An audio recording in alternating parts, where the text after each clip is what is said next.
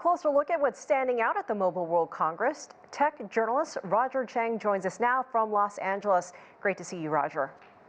Thanks for having me. Well, there's so much to look at. We saw that Lenovo was showing off an AI laptop that is actually see-through, so it looks pretty cool. What can you tell us about its functions?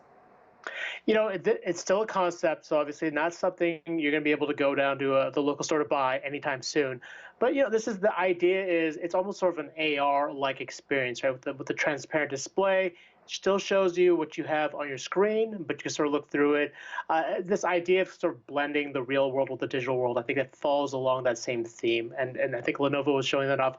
Keep in mind, a lot of these products, like this laptop, the bendable or foldable, wrappable phone for Motorola. You know, a lot of these are, not to be harsh, but they're cool almost for the sake of being cool. They're showing off these concepts that like excite you, give you an idea of where things are going. Just keep in mind that these aren't things that you're necessarily going to get anytime soon.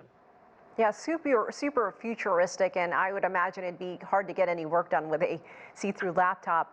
I want to ask you about the Honor Magic 6 Pro. Also uses AI, has some an eye tracking system that allows a person to control a car with just a glance at a phone screen.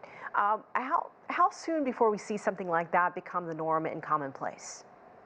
A little while. I mean, I think, again, a lot of these are sort of concepts.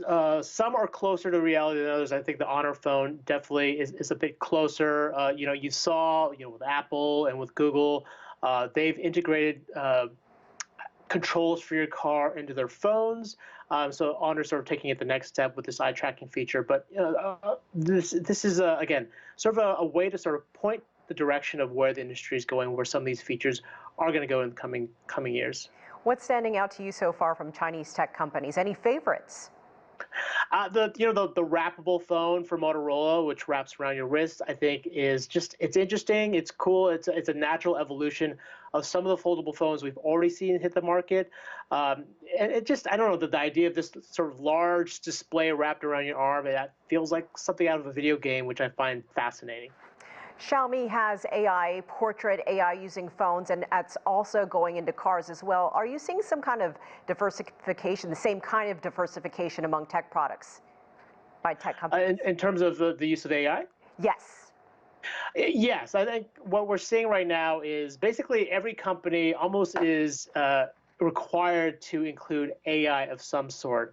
Now, keep in mind that there's sort of a vast distinction of different kinds of AI, and the things that the stuff that blew up last year, with OpenAI AI, was more about generative AI features. And some of these features you're seeing with the mobile companies, it's a lot more about sort of quality of life improvements. These assistants are a bit smarter. They're not necessarily taking full advantage of the generative AI, but AI is a huge buzzword and is a huge theme at this show, just like it is with basically every tech event that we're seeing over the last year.